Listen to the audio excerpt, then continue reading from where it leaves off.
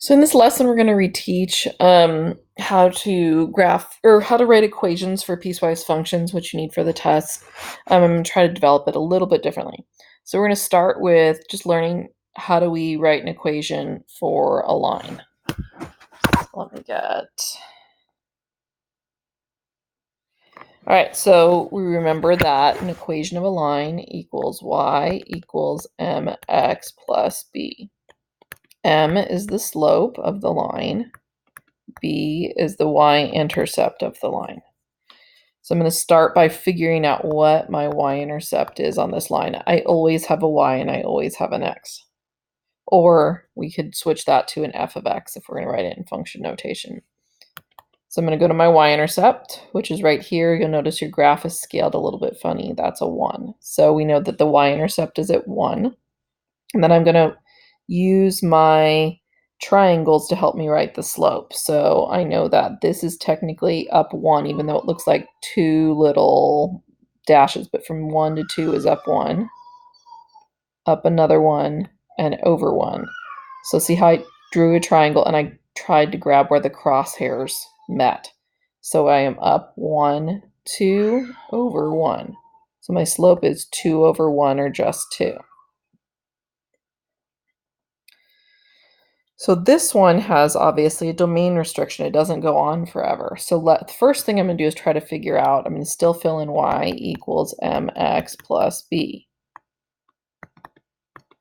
And so I know I have to fill in the slope and the y-intercept. So I'm going to start by trying to figure out what the y-intercept is. I have to get to it. So I'm going to keep trying. Actually, I'm going to get the slope first because I'm going to try to figure out what the slope is on this graph. So I grab crosshairs and I find another set of crosshairs. Then I draw my triangle. And again, look at this. It's scaled in 2s, so that every 2 equals 1. So I'm up 1, 2 over 1. So my slope is 2. So I'm going to keep that slope pattern going. Up 1, 2 over 1. Notice I hit my y-intercept. So my y-intercept has to be at 1. Now, I have to include the domain restriction. So this domain restriction, where this graph actually started, the x value right there is a 1. Or sorry, is a negative 1. So I write my little curly Q brackets, and I say x, because we had values that were to the left, I use a less than symbol, negative 1. We had all the values that were less than negative 1. Also, the little shortcut is, you'll notice it kind of makes like an arrowhead pointing that way to the left. So that way you can kind of know where so that way it's easier to decide which side you have to point the little arrowhead. All right, example 3, take a minute, try it on your own.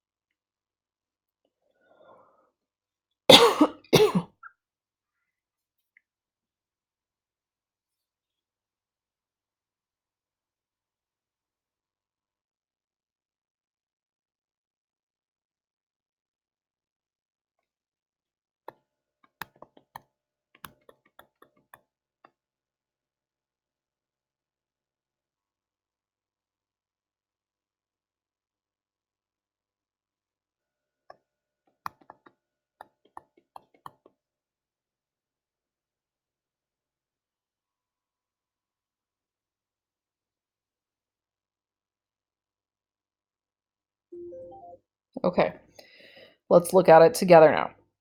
So again, I'm going to try to count my slope off first because I don't know where my y-intercept is yet. I do, however, I could, if I wanted to, do my domain restriction first. So I look at that there, and it looks like my x has to be to the left or less than negative 2.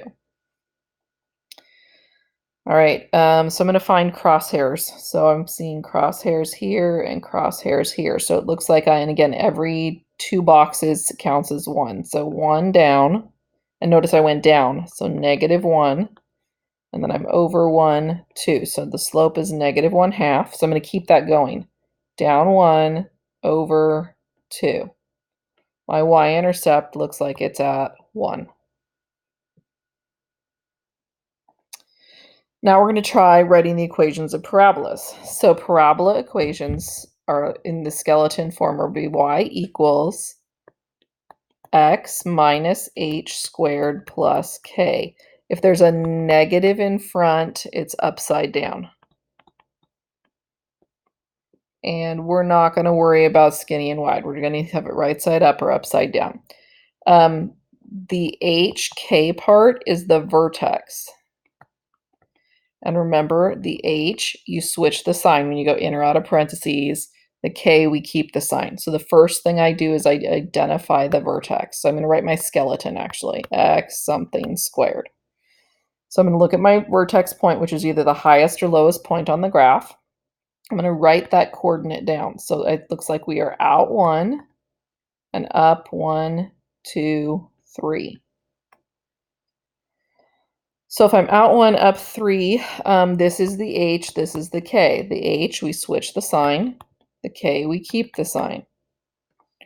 Then it's upside down, so I would have to put a negative in front. And that one has all the values. Let's look at the next one.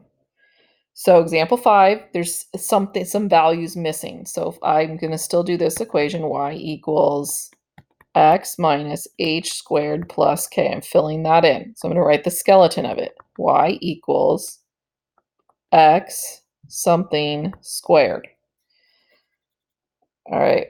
I am going to identify my vertex. My vertex is out 1 and up 1, 2, 3. So I know that my h value is 1, so I'm going to switch my sign. My k value is 3. And then it's upside down, so I put a negative. I got the exact same equation as last time, but it's not because it cuts off right here.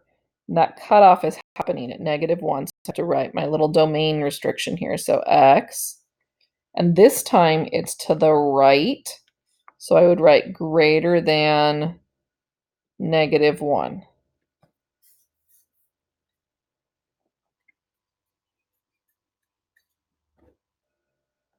All right, on example 6, I want you to take a minute and try it on your own.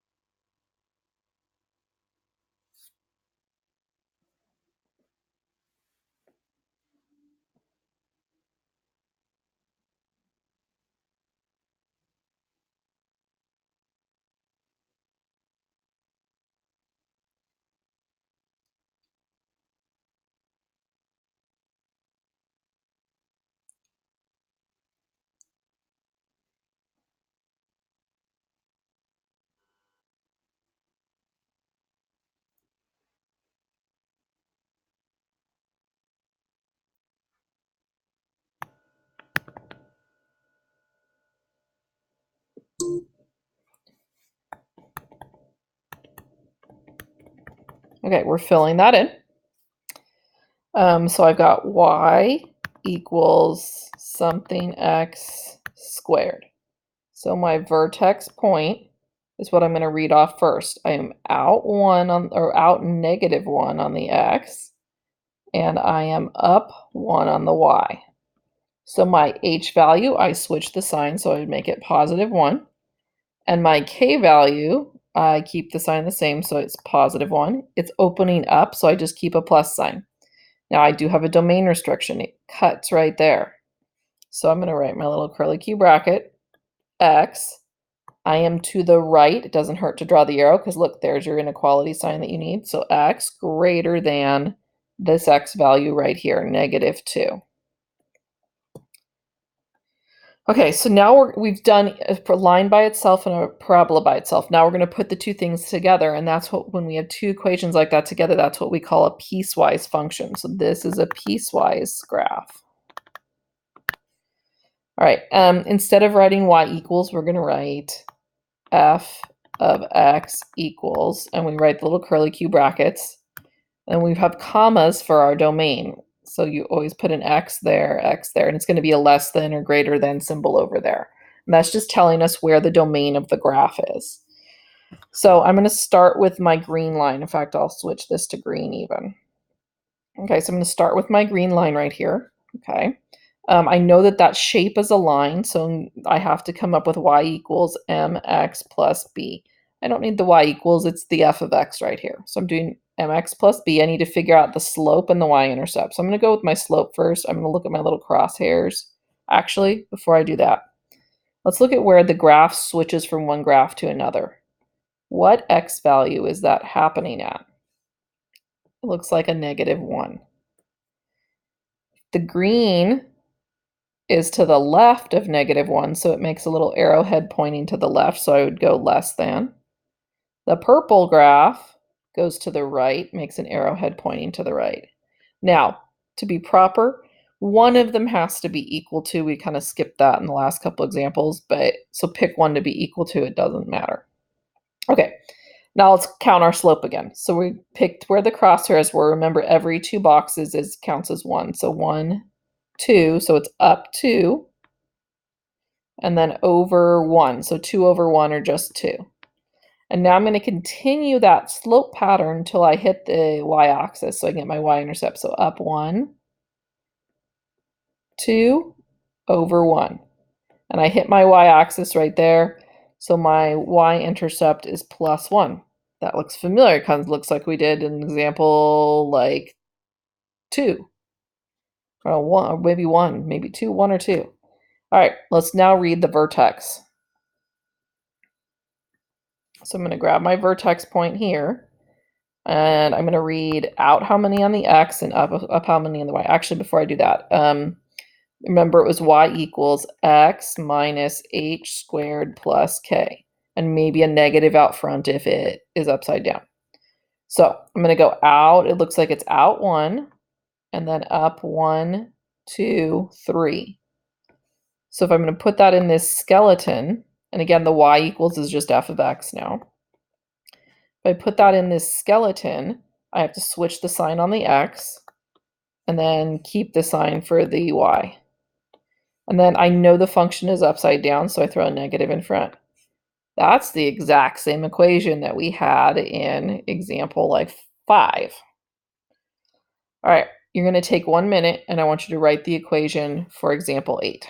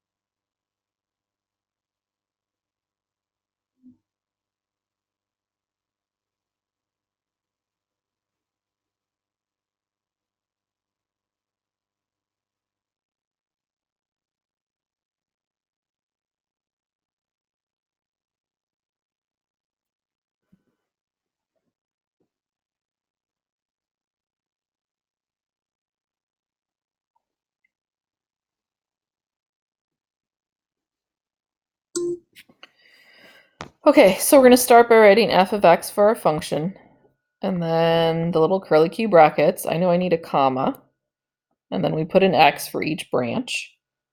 And then it is, we have to figure out what's less than and what's greater than. We also need to figure out what the x value is where we're changing from one graph, one shape to the other. So when I change from a line to a parabola, I'm at -2. So I'm going to put that x value in.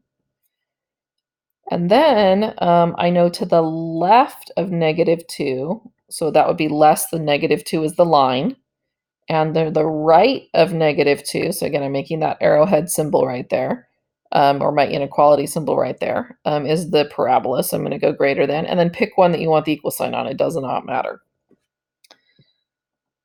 All right, let's look at the line first. So this is y equals mx plus b. So I'm going to find my slope first. So I'm going to find my crosshairs, and I'm going to find them. So I'm going to find my crosshairs are there. Again, every 2 boxes counts as 1. So I have down 1, it was down 1, and over 1, 2, with an X after it. So now I'm going to follow that same pattern until I hit the x-axis. So down 1 over, the y-axis, over 2. My y-intercept right there is a 1, so plus 1. So that gave me my equation to my line. Now I'm going to find the equation of my parabola. To get my parabola, I know I need x minus h squared plus k. So I have to find my vertex.